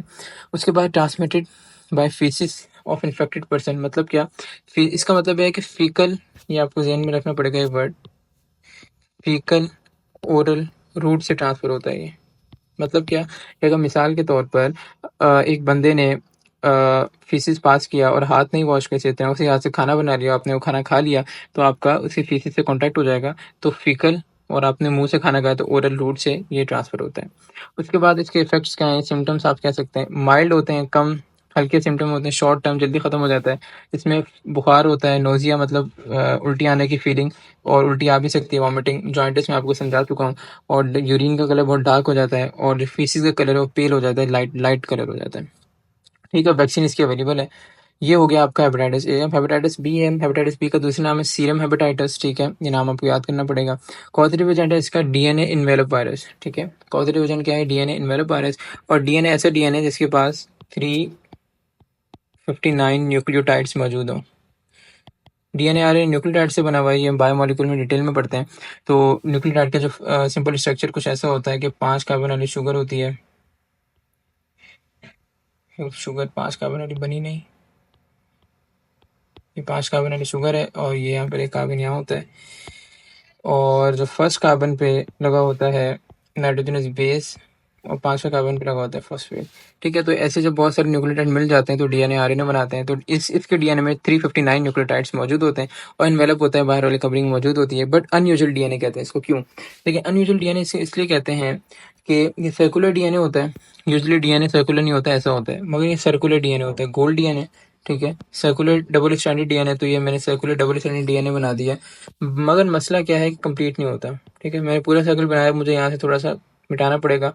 अब देखें, ये सर्कुलर है, सर्कुलर बिल्कुल है, बट एक जगह से कंप्लीट नहीं है, तो हम इसको क्या कहते हैं? Circular double standard DNA but not complete. ठीक है, उसके बाद ट्रांसमिशन का बॉडी फ्लूइड से। बॉडी फ्लूइड कैसे होता है? जैसे ब्लड है, सलाइवा, सारे बॉडी फ्लूइड है, तो ब्लड से ट्रांसफर हो सकता है, सलाइवा से हो सकता है, सीरम। सीरम एक्चुअली क्या होता है? देखिए, हमारा अगर ब्लड है, ब्लड के अंदर दो कंपोनेंट होते हैं, एक सेल्स होते हैं और एक प्लाज्मा जो वाटरी कंपोनेंट होता है। सेल कैसे? जैसे white blood cell, red blood cell, ये सारा सेल्स में आ जाता है। और प्लाज्मा के अंदर कुछ फैक्टर्स होते हैं जो कि हमारे ब्लड को क्लॉट कराते हैं। जब जैसे कोई इंजरी हो गई तो ब्लड कुछ देर बाद खुद बहना रुक जाएगा, निकलना रुक जाएगा। क्यों होता है? क्लॉटिंग फैक्टर्स की वजह से होता है। अगर हम प्लाज्मा में से जो वाटरी कंपोनेंट है ब्लड का, उसमें से माइनस क्लॉटिंग फैक्टर कर दें तो हम वो बन जाता है सीरम। मैंने क्या बताया? ब्लड है, ब्लड के अंदर एक कंपोनेंट है प्लाज्मा, जिसको वाटरी कंपोनेंट कहते हैं। प्लाज्मा में से क्लॉटिंग फैक्टर निकाल दें तो सीरम बन जाता है, तो ये सीरम के अंदर मौजूद होता है। ठीक है, उसके बाद कैसे ट्रांसफर हो सकता है? Mother to child during birth. ठीक है, जब बच्चा पैदा हो रहा होता है तो माँ से बच्चे में जा सकते हैं, और सेक्सुअल कॉन्टैक्ट से भी, अगर एक बंदा जिसके अंदर मौजूद है उसने नॉन इन्फेक्टेड पर्सन से सेक्सुअल कॉन्टैक्ट किया तो उससे ट्रांसफर हो सकता है। सिम्टम्स क्या हैं इसके? इसके सिम्टम्स हैं, फटीग हो जाता है। ठीक है, जॉइंटिस मैं आपको समझा चुका हूँ, और भूख कम लगती है, loss of appetite. Vaccine available है, और इसके ट्रीटमेंट करते हैं, अल्फा इंटरफेरॉन देते हैं जिसके ट्रीटमेंट में, आपको थोड़ा सा याद होना चाहिए। ये हो गया हेपेटाइटिस बी। अब हेपेटाइटिस सी है। हेपेटाइटिस सी का दूसरा नाम है non A non B hepatitis कह रहे होते हैं। कॉजल एजेंट क्या है भाई? आरएनए नॉन इन्वेलप वायरस है। जो न्यूक्लिक एसिड है आरएनए होगा, इन्वेलप मौजूद नहीं होगा। ट्रांसमिशन कैसे हो रही है? ब्लड से ट्रांसमिशन हो रही है, मदर टू चाइल्ड। जब बच्चा पैदा हो रहा है ड्यूरिंग डिलीवरी, तब मदर टू चाइल्ड हो सकती है, और सेक्सुअल कॉन्टैक्ट से भी हो सकती है। उसके बाद लेस सीवियर है ए और बी से। जो ए और बी के सिम्टम्स हैं उससे कम सीवियर सिम्टम्स होते हैं, मगर इसके वैक्सीन अवेलेबल नहीं है। और ट्रीटमेंट इसका अल्फा इंटरफेरॉन, जो ऊपर हम दे रहे थे हेपेटाइटिस बी में भी, मगर अल्फा इंटरफेरॉन के साथ रिबोवेरिन भी दे रहे होते हैं। ठीक है, हो गया हेपेटाइटिस सी। अब हेपेटाइटिस डी है, इसका दूसरा नाम है डेल्टा वायरस। आप डी से डेल्टा याद रख सकते हैं, डेल्टा वायरस। और ये रेप्लिकेट करता है सिर्फ वहाँ पर जिस सेल को हेपेटाइटिस बी ने इन्फेक्ट किया हो। मिसाल के तौर पर अगर ये सेल है, इसको हेपेटाइटिस बी इन्फेक्ट कर चुका है, ठीक है, तो हेपेटाइटिस डी जो है इसी सेल में रेप्लिकेट कर सकता है जहाँ हेपेटाइटिस बी का इन्फेक्शन हो चुका है जिस सेल में। सिम्टम्स जो हैं वही हेपेटाइटिस बी वाले हैं, मगर सीवियर, उससे भी सीवियर होंगे। देखिए, हेपेटाइटिस बी में हमने सिम्टम पढ़े थे, fatigue, jaundice, loss of appetite. ठीक है, यही सिम्टम्स होंगे, मगर थोड़े सीवियर सिम्टम्स होंगे हेपेटाइटिस बी से। और ट्रीटमेंट वही हेपेटाइटिस बी वाला, मतलब अल्फा इंटरफेरॉन ही दे रहे होंगे। अच्छा, उसके बाद हेपेटाइटिस ई है। ई का क्या है? नॉन इन्वेलप, इन्वेलप मौजूद नहीं है, सिंगल स्ट्रैंड आरएनए। ठीक है, जीनोम में सिंगल स्ट्रैंड आरएनए है और इन्वेलप मौजूद नहीं है। और ट्रांसफर कैसे होता है? फीसिस से। ठीक है, इन्फेक्टेड पर्सन की फीसिस से ट्रांसफर होगा, पानी से हो सकता है, और पिक्स इसका बहुत मेन सोर्स है। ठीक है, पिक्स इसका मेन सोर्स है। ठीक है, उसके बाद clinically similar to hepatitis A, जैसे हमने हेपेटाइटिस ए में यहाँ पढ़ा कि इसमें क्या हो रहा था, फीवर, नोजिया, वॉमिटिंग, जॉइंटिस, ठीक है, डार्क यूरिन, पेल फीसेस। तो क्लिनिकल सिम्टम्स है सारे और ये सिमिलर हैं, हेपेटाइटिस सी में भी यही हो रहे होंगे, पर इसके ना कोई ट्रीटमेंट है ना कोई वैक्सीन है। और एफ और जी, हेपेटाइटिस एफ और जी का कोई ऐसे इन्फॉर्मेशन हमारे पास नहीं है, तो इससे आपको क्वेश्चन भी नहीं बनेगा। ये हेपेटाइटिस ई तक आपके क्वेश्चन बन सकते हैं। अब ओवरऑल हम हेपेटाइटिस की प्रिवेंशन कैसे कर सकते हैं? हाइजीनिक मेजर मतलब क्या है कि हम साफ सुथराई का ख्याल रखें। स्क्रीनिंग का मतलब कि अगर मिसाल के तौर पर किसी बंदे ने, जैसे पर्सन ए है, इसने ब्लड दिया है, ब्लड डोनेट किया है, मगर इसका ब्लड पहले चेक किया जाए कि इसमें हेपेटाइटिस मौजूद तो नहीं है, फिर इसका ब्लड जो है किसी और बंदे में, जैसे पर्सन बी है, पर्सन सी है, कोई भी बंदा है, उसको दिया जाए। पहले ब्लड को चेक किया जाए। स्क्रीनिंग का मतलब ये है। इसमें वैक्सीनेशन, जिन जिन की वैक्सीनेशन अवेलेबल है हमने देखा, उनकी वैक्सीनेशन करवाई जाए। ठीक है भाई, ये हो गया हेपेटाइटिस। जो इस चैप्टर में मेन डिजीज़ हैं जिनसे ज़्यादा क्वेश्चन बनते हैं वो एड्स, हेपेटाइटिस है। अब थोड़ी और डिजीज़ हैं जिनसे क्वेश्चन बन सकते हैं, बट इतनी ज़्यादा इंपॉर्टेंट नहीं है जैसे हेपेटाइटिस और एड्स है। अच्छा, अब वायरल डिजीज़ और पढ़ते हैं हम दूसरी। इसमें हम सबसे पहले हेपेटाइटिस, ये सिंध की बुक से मैंने चार्ट उठाया है। ये चार्ट अच्छा है, इन्होंने चार्ट के फॉर्म में अरेंज किया हुआ है। बाकी बुक्स में जो है वो चार्ट के फॉर्म में अरेंज नहीं है, इंफॉर्मेशन लिखी हुई है। इसमें मैंने फिर वो पॉइंट्स ऐड कर दिए जो बाकी बुक्स में पॉइंट्स हैं, मगर डिजीज़ में क्योंकि बहुत ज़्यादा इन डिजीज़ के क्वेश्चंस नहीं बनते, तो पूरी इन्फॉर्मेशन मैंने ऐड इसलिए नहीं की। जो इंपॉर्टेंट चीज़ें हैं जिनसे क्वेश्चन आते हैं और क्वेश्चन बन सकते हैं, मैंने वो चीज़ें ऐड की हैं। ये आप इतना भी कर लें तो काफ़ी है, ठीक है। बाकी इस चार्ट की चीज़ें जो मैंने एक्स्ट्रा ऐड की हैं, ये आप कर लें तो काफ़ी होगा। हेपेटाइटिस हम ऑलरेडी देख चुके हैं, तो इसलिए ज़रूरत नहीं है। अब यहाँ से स्टार्ट करते हैं हेपीज से। हेपीज क्या है? देखें, हेपीज है डीएनए है, इसका जेनेटिक मटेरियल डीएनए होगा और डबल स्टैंडर्ड डीएनए होगा, ठीक है। ये 2 स्ट्रैंड ऑफ डीएनए से मौजूद होगा, इन्वेलप होगा, ठीक है। इन्वेलप बाहर वाली कवरिंग मौजूद होगी। अब हेपीज सिम्प्लेक्स 2 तरह के, 1 और 2 दोनों तरह के हो सकते हैं। जो 1 के सिम्टम्स हैं, ठीक है, अब अभी हम सिम्टम्स यहाँ पढ़ते हैं, ठीक है। मगर जो 1 के सिम्टम्स हैं वो अराउंड माउथ जितनी भी चीज़ें आ रही होंगी, जैसे दाने नुमा स्ट्रक्चर, ब्लिस्टर्स अराउंड माउथ बन जाते हैं, तो 1 की वजह से होते हैं यूजुअली। और 2 के जो सिम्टम्स जो 2 के हैं, जो कंजेनाइटल जेनाइटल ऑर्गन्स के अराउंड अगर कोई सिम्टम्स आ रहे हैं, जैसे जेनाइटल ऑर्गन्स के अराउंड ब्लिस्टर बन जाते हैं, दानुमा स्ट्रक्चर, ठीक है, या बर्निंग सेंसेशन हो रही होती है यूरिनेशन में, ठीक है। तो ये सारे सिम्टम्स herpes सिम्प्लेक्स 2 की वजह से यूजुअली हो रहे होते हैं। अब हम सिम्टम्स को देखते हैं। इसमें बुखार होगा, पहला सिम्टम है। इसके बाद ब्लिस्टर मतलब दानेनुमा स्ट्रक्चर कहाँ? अराउंड माउथ, मैंने आपको बताया माउथ है तो 1 की वजह से हो रहा होगा। अराउंड सेक्सुअल ऑर्गन्स के पे है तो ये 2 की वजह से हो रहा होगा। उसके बाद person may experience painful sores in genital region, ठीक है। जेनिटल रीजन वाले सिम्टम आ गए, ये भी 2 की वजह से हो रहा होगा, ठीक है। और बर्निंग सेंसेशन यूरिनेशन, ये भी जेनिटल रीजन वाला यूरिनेशन वाला है, तो ये भी 2 की वजह से हो रहा होगा। और फ्लू और फीवर भी हो रहा होगा, ठीक है। तो ये सारे इसके सिम्टम्स हैं। उसके बाद अगला है कि virus can enter body through a break in skin, ठीक है। ट्रांसमिशन हम पढ़ रहे हैं कि ट्रांसमिट कैसे होता है। अगर मिसाल के तौर पर आपको इंजरी हुई है, आपकी स्किन थोड़ी सी फटी हुई है, तो वहाँ से इंटर हो सकता है वायरस। मुंह से इंटर हो सकता है, माउथ से, रिप्रोडक्टिव ऑर्गन से, एनस से इंटर हो सकता है। उसको इनसैनिटरी मतलब अनहाइजेनिक कंडीशन से भी ये ट्रांसफर हो सकता है, ठीक है। 1 जो है, जैसे मैंने आपको बताया कि अराउंड माउथ वाले जितने भी सिम्टम थे 1 की वजह से थे, तो 1 जो है वो स्लाइवा में मौजूद होता है, ठीक है, इसलिए माउथ में स्लाइवा है। और 2 वाले जितने भी जेनिटल ऑर्गन वाले सिम्टम थे 2 की वजह से, इसलिए सेक्सुअल कॉन्टैक्ट की वजह से 2 हो रहा है, ठीक है। 1 जो है वो ट्रांसफर होगा स्लाइवा से और 2 जो ट्रांसफर होगा सेक्सुअल कॉन्टैक्ट से, ठीक है। ये भी आपके ज़हन में होनी चाहिए बात। उसके बाद ट्रीटमेंट और प्रिवेंशन क्या, हम एंटीवायरल ड्रग्स यूज़ करते हैं डॉक्टर की एडवाइस पे और हाइजीनिक कंडीशन को मेंटेन करेंगे। तो ये इतनी बातें भी अगर आप herpes के बारे में याद रख लें तो बहुत है। अच्छा, अब हम देखते हैं अगला हमारे पास है पोलियो, ठीक है।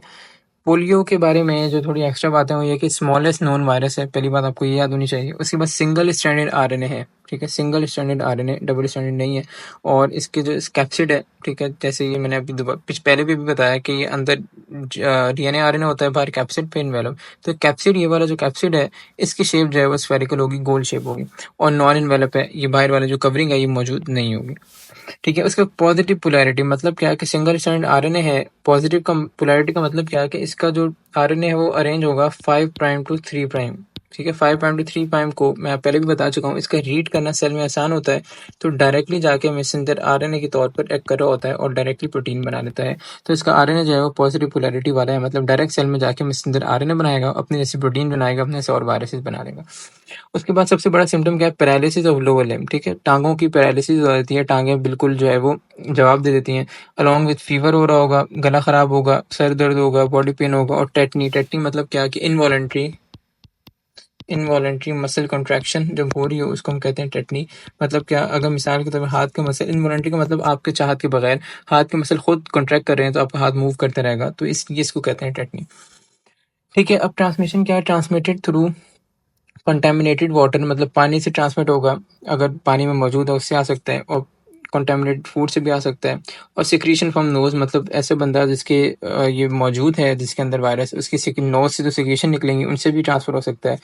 माउथ से जो सिक्रीशन निकलेंगी, फीसिस से भी, फीसिस ऑफ इन्फेक्टेड पर्सन, जैसे मैंने आपको अभी एग्जांपल दी फीकल ओरल रूट की, अगर एक बंदे में ये वायरस मौजूद है, उसने और फीसिस पास के अपने हाथ से इतना वॉश नहीं किए और उसी हाथ से खाना बना लिया, आपने खाना वो खा लिया, तो फीकल ओरल रूट से भी आ सकता है। ठीक है, और पुअर सैनिटाइजेशन, मतलब क्या है कि अनहाइजेनिक जो एरियाज हैं वहाँ से भी आ सकता है। और ये क्या करता है, अगर ये इन सारी रीज़न की वजह से आ गया अगर किसी की बॉडी में, सबसे पहले क्या करेगा, ब्लड में अब्जॉर्ब हो जाएगा, उसके बाद लिम्फेटिक सिस्टम में अब्जॉर्ब हो जाएगा। लिम्फेटिक सिस्टम क्या है एक्चुअली, अगर हमारी ब्लड वेसल है वैसे ब्लड जा रहा होता है तो कुछ ब्लड बाहर लीक करता है, और ब्लड लीक करता है, और ये लीक किए हुए ब्लड को दोबारा ब्लड वेसल में अब्जॉर्ब कराना लिम्फेटिक सिस्टम का काम होता है। ठीक है, पहले ब्लड में अब्जॉर्ब होगा, ब्लड से निकल के लिम्फेटिक सिस्टम में जाके वहाँ अब्जॉर्ब हो जाएगा, और लिम्फेटिक सिस्टम में थ्रू आउट बॉडी अब्जॉर्ब हो जाएगा, थ्रू आउट बॉडी चला जाएगा, और ये बॉडी में रहता है 7 से 14 दिन तक। ये आपको मेरी याद होनी चाहिए, 7 से 14 दिन तक। ठीक है, अब इसका एक ही तरीका है, इसकी वैक्सीनेशन की जाए, और दूसरा है कि जो है वो हाइजेनिक कंडीशन को मेंटेन किया जाए, तो ये इसको ऐसे हम कंट्रोल कर सकते हैं। ये इसका कंट्रोल है। ठीक है, और ये इतना इवन डेंजरस है कि अगर ना से इतना ट्रीट किया जाए तो डेथ भी कॉज कर सकता है। अच्छा, उसके बाद जो डिजीज़ है वो कॉटन लीफ कर्ल डिजीज़ है। ये ट्रांसफ़र होती है बिगोमो वायरस से। ठीक है, और इसके जो सिम्टम है वो ये हैं कि ये यूजुअली प्लांट में होती है डिजीज़। ठीक है, प्लांट की डिजीज़ है, तो जो लीफ जो हैं, जैसे अगर ये मिसाल के तौर लीफ है, ये ऊपर मूव कर जाएगा या नीचे मूव कर जाएगा, leaf curling upward and downward. और वेन सिकनिंग, मतलब क्या है कि वेन्स होती हैं हमारे पास जो जाइलम और फ्लोएम है, जिनसे वाटर और फूड ट्रांसफ़र हो रहा होता है, वो थिकन हो जाती हैं और नज़र आ रही होती हैं लीव्स के ऊपर। और क्वालिटी ऑफ फाइबर, जैसे कॉटन में, कॉटन नाम भी बता रहा है कॉटन लीफ कर्ल डिजीज़, तो जो कॉटन के फाइबर्स होंगे, धागे होंगे कॉटन के, उनकी क्वालिटी बड़ी ख़राब हो जाएगी। सारी डिजीज़ है तो क्वालिटी तो ख़राब होगी। उसके बाद ये वाइट फ्लाई पेस्ट, ये नाम आपको याद होना चाहिए, इससे ट्रांसमिट होता है। उसके बाद इसको कंट्रोल कैसे किया जाए कि हम स्प्रे यूज़ करते हैं एवरी 7 डेज। ठीक है, ऐसे स्प्रे यूज़ करें जिससे मर जाए हर 7 दिन में। और क्रॉप रोटेशन कहना, क्रॉप रोटेशन का मतलब ये है कि अगर एक जगह पर एक साल राइस को हमने ग्रो कराया तो अगले साल राइस को नहीं कोई और फसल को ग्रो कराएं। ठीक है, इसको क्रॉप रोटेशन कहते हैं, चेंज करते रहें। और अगर किसी फसल में ये आ जाए तो उसको जला दें, काट दें, तो ऐसे हम इसको कंट्रोल कर सकते हैं। ठीक है, ये हो गया आपके वायरल डिजीज़। थोड़ी सी और डिजीज़ हैं जो कि सिंध की बुक में मेंशन है, वो हम देख लेते हैं एक नज़र। सबसे पहले है, एक सेकंड रुकिएगा, सबसे पहले है चिकनगुनिया। ठीक है, चिकनगुनिया वायरस क्या है? चिकनगुनिया वायरस जो है ये एक मॉस्किटो है, एडीज मॉस्किटो से ट्रांसफ़र होता है, और नॉन ह्यूमन प्राइमेट्स, जैसे इसमें बंदर आ जाते हैं। ठीक है, इसमें बंदर आ जाते हैं नॉन ह्यूमन प्राइमेट्स में, या मंकी आप कह लें। ठीक है, तो ये उनसे ट्रांसफ़र होता है, उनका होस्ट है ये। अच्छा, उसके बाद इसका जो न्यूक्लिक एसिड है, वो है आरएनए होता है with positive sense. Positive sense मैं समझा चुका आपको, जिसका 5 प्राइम टू 3 प्राइम अरेंज हो और डायरेक्टली मैसेंजर आरएनए एक्ट करे, वो पॉजिटिव सेंस कहलाता है। तो आरएनए पॉजिटिव सेंस इसका है। आरएनए सिंगल स्ट्रैंडेड, एक स्ट्रैंड आरएनए होगा और पॉजिटिव सेंस होगा, और ट्रांसमिशन इसकी खून से, ब्लड से होती है। और इसके सिम्टम्स क्या है, किसी बंदे में हो जाए, हेडेक होगा, बॉडी में दर्द होगा, जॉइंट पेन होगा, फीलिंग ऑफ वॉमिटिंग जिसको नोजिया कहते हैं, वॉमिटिंग भी हो सकती है।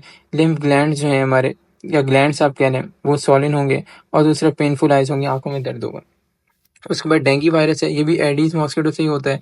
इसका भी positive sense single stranded RNA ही है, सेम है ऊपर वाले की तरह, और ट्रांसमिशन में ब्लड की तरह है, और सिम्टम भी सिमिलर हैं। देखिए, वॉमिटिंग हो रही है, रैशेज हो जाएंगे बॉडी में, नोजिया होगा, पेन होगा। पेन टिपिकली कहाँ, बिहाइंड आइज, आंखों के पीछे ज़्यादा दर्द होगा, और बॉडी में भी दर्द होगा। तो ये दोनों इनके सिम्टम, ट्रांसमिशन वगैरह सिमिलर है। उसके बाद इबोला वायरस है, ये कैनिड एनिमल से होता है। कैनिड एनिमल वो होते हैं जिनके जो कैनाइन टीथ हैं वेल डेवलप हों, जैसे हमारे, अगर आप अपने माउथ में भी और करें, शुरू के 4 दांतों के साइड में नोकीले दांत होते हैं, दोनों तरफ एक एक, तो इनको कैनाइन टीथ कहते हैं। बैट्स और डॉग में ज़्यादा वेल डेवलप होते हैं, उनसे जो है ये उनमें मौजूद होता है, उनसे ट्रांसफ़र होता है। और इसमें नेगेटिव सेंस मतलब क्या कि 3 प्राइम टू 5 प्राइम वाला इसका जो आरएनए है वो होता है, और ये पहले बॉडी में जाएगा, 5 प्राइम टू 3 प्राइम वाला बनाएगा, फिर ये मैसेंजर आरएनए प्रोटीन बनाएगा। डायरेक्टली रीड नहीं हो पाता बॉडी में, तो इसलिए इसको नेगेटिव सेंस कहते हैं। नेगेटिव सेंस सिंगल स्ट्रैंडेड होता है ये भी, ठीक है। और बॉडी फ्लूइड्स में ट्रांसमिशन इसकी कैसे होती है, बॉडी फ्लूइड से। और हेमरेजिक फीवर कराता है। जैसे हेमरेजिक फीवर ये होता है अगर हमारे बॉडी की ब्लड वेसल है और वो उसको रप्चर कराए, नुकसान पहुंचाए और इंटरनल ब्लीडिंग हो, तो हेमरेजिक फीवर ये करा रहा होता है। उसके बाद हेपेटाइटिस सी वायरस है, इसको हेपेटाइटिस को डिटेल में देख चुके हैं अच्छी तरह। अच्छा, उसके बाद मीजल वायरस देख लेते हैं। मीजल क्या है, एयरबॉर्न ड्रॉपलेट से फैलता है। एयरबॉर्न ड्रॉपलेट का मतलब है कि हवा से फैलता है, फ्रॉम नोज एंड थ्रोट, ठीक है। एयरबॉर्न ड्रॉपलेट कहाँ का, जैसे अगर किसी ने खांसा या किसी ने छींक ली, तो वो नोज और थ्रोट से जो ड्रॉपलेट्स निकलेंगे उनसे ये फैलता है, ठीक है। उसके बाद नेगेटिव सेंसन है, वही 3 प्राइम टू 5 प्राइम बॉडी में डायरेक्टली रीड नहीं हो सकता, और इसका जीनोम जो है वो भी सिंगल स्ट्रैंडेड आरएनए ही होता है। और कैसे फैलता है, स्नीजिंग या छींकना या खांसने से, जो इन्फेक्टेड पर्सन है उससे फैलता है। अरे वो खांसेगा और छींकेगा तो ड्रॉपलेट निकलेगा, हवा में जाएगा, दूसरे बंदे को इन्फेक्ट कर सकता है वो। और सिम्टम क्या है, फीवर है, बुखार होगा, कफ होगा, रनी नोज, ठीक है। फ्लू बेहतर रहेगा और बॉडी रैशेज भी हो सकते हैं। अब लास्ट है, इसका अच्छी तरह जानते हैं, कोरोना वायरस है, बैट से फैलता है, आरएनए वायरस है, इसका जीनोम आरएनए होता है, ये भी हवा से फैलता है। और लेबर्ड ब्रीदिंग होगी, सिम्टम है इसके, मतलब सांस लेने में मुश्किल, ऐसा प्रेशर इनसाइड चेस्ट, मतलब लगेगा कि सीने में बहुत प्रेशर है, दर्द होगा, वीकनेस हो रही होगी, बोलने में मसला होगा, ऑक्सीजन के लेवल भी कम होगा। तो ये कुछ एडिशनल डिजीज हैं जो कि हमने देख ली। अब हम जो लास्ट टॉपिक है वायरॉइड्स और प्रियॉन्स का, मैं आपको प्रियॉन पहले थोड़ा सा बता चुका हूँ, मैं एक नहीं तो दोबारा इसको देखेंगे वायरॉइड्स के साथ। इसकी कुछ एडिशनल डिजीज़ हैं वो मुझे आपको बतानी है। अच्छा, वायरॉइड्स क्या है, वायरॉइड्स हम देखते हैं। देखिए, वायरॉइड्स बहुत सिंपल है कि नेकेड सेकुलर आरएनए मॉलिक्यूल है। मतलब क्या, कि सिर्फ आरएनए मॉलिक्यूल होता है, कोई इन्वेलप वगैरह इसके अराउंड मौजूद नहीं होता है, सिर्फ आरएनए होता है, सिंपल। और सिंगल स्ट्रैंडेड आरएनए है, और कहीं कहीं डबल स्ट्रैंड मौजूद होता है, मतलब एक स्ट्रैंड होगा मगर कहीं कहीं रीजन आएंगे जहाँ 2 स्ट्रैंड आ जाएंगे, ठीक है। तो ये आपका है, वायरॉइड का ऐसे डिफाइन करते हैं। और ये प्लांट को इन्फेक्ट कर रहा होता है, यूजुअली एनिमल्स को बहुत कम इन्फेक्ट करता है। और प्लांट में क्या करता है, प्लांट का मेटाबॉलिज्म को क्या कर देता है, डिस्टर्ब कर देता है। मतलब क्या, मेटाबॉलिज्म, जैसे प्लांट में फोटोसिंथेसिस हो रही है, उस प्रोसेस को रोक देगा। प्लांट का ग्लूकोज बनाना, तोड़ना, ट्रांसफर करना, सारा इन प्रोसेस को रोक देगा। इसकी वजह से प्लांट की ग्रोथ क्या हो जाएगी, कम हो जाएगी। ग्रोथ क्या हो जाएगी, प्लांट की कम हो जाएगी, दायरा मेटाबॉलिज्म जो इफेक्ट हो जाएगा।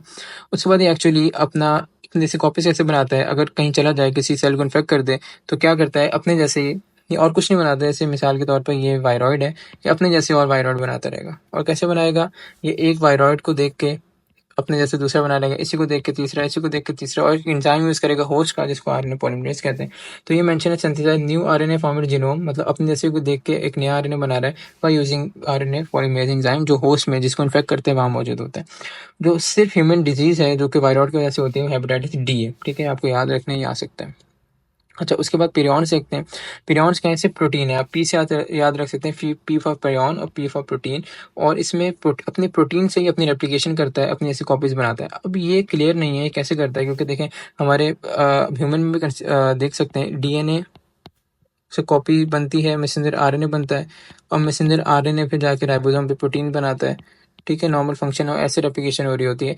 मगर ये प्रोटीन से डायरेक्ट कॉपीज बना रहा है, कोई न्यूक्लिक एसिड, डीएनए, आरएनए कुछ इन्वॉल्व नहीं है। तो ये अभी तक क्लियर नहीं है कैसे करता है, बट आपको इतना याद रखना है कि अपनी रेप्लिकेशन प्रोटीन से करता है।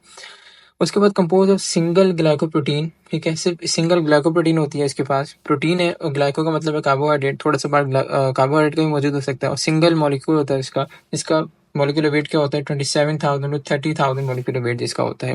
ये आपको थोड़ा सा याद रखना पड़ेगा, ये वाला मॉलिक्यूलर वेट। उसके बाद मोर रेजिस्टेंट टू यूवी लाइट, जो अल्ट्रावायलेट लाइट होती है उससे ज़्यादा रेजिस्टेंट होता है। मतलब क्या, अगर वायरस पर अल्ट्रावायलेट लाइट किसी इंटेंसिटी की डाली जाए और वायरस अगर उस इंटेंसिटी में मर जाएगा, तो ये हो सकता है ये पिरियॉन ना मरे, उसको रेजिस्ट कर लो, इससे बच जाए। उसके बाद ये क्या कॉज करता है, डिजीज कॉज करता है कुछ, मेरे ख्याल से 7-8 डिजीज हैं जो पढ़नी है। सबसे पहले मैड काउ डिजीज है, ये एनिमल्स में होती है। उसको अल्जाइमर डिजीज है, जिसमें क्या होता है, जिसमें मेमोरी लॉस हो रही होती है, ठीक है। ह्यूमन की डिजीज है। अच्छा, उसके बाद जो है वो है ट्राइसोमी 21, मतलब डाउन सिंड्रोम। ये बिग डिजीज है जो कि क्रोमोसोम में मसला होता है। 21 क्रोमोसोम में एक एडिशनल कॉपी आ जाती है, ठीक है। उसके बाद जैकब डिजीज है।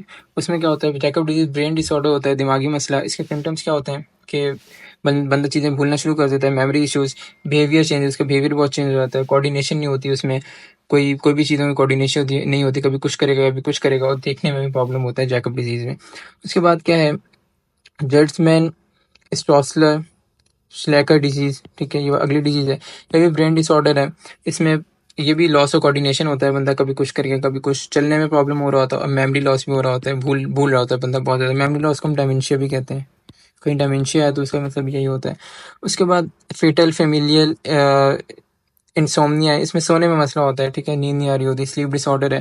थैलेमस ब्रेन का एक पार्ट है, थैलेमस हम जब ब्रेन पढ़ेंगे तो अच्छी तरह पढ़ लेंगे, मैं ब्रेन का एक पार्ट है, लिख देता हूँ, पार्ट ऑफ ब्रेन, उसको इफेक्ट करता है। और इंसोम्निया मतलब कि नींद नहीं आ रही होती बंदे को, सोने में मसला होता है, बोलने में मसला हो रहा होता है, स्पीच प्रॉब्लम, और भूलता भी है बंदा, वही डायमेंशिया है ये। उसके बाद है एल्पर्ट सिंड्रोम। एल्पर्ट्स भी ब्रेन डिसऑर्डर, दिमाग को इफेक्ट करता है, मसल टून बहुत बढ़ जाता है, मसल जो हाइपरटोनिक हो जाते हैं, ठीक है।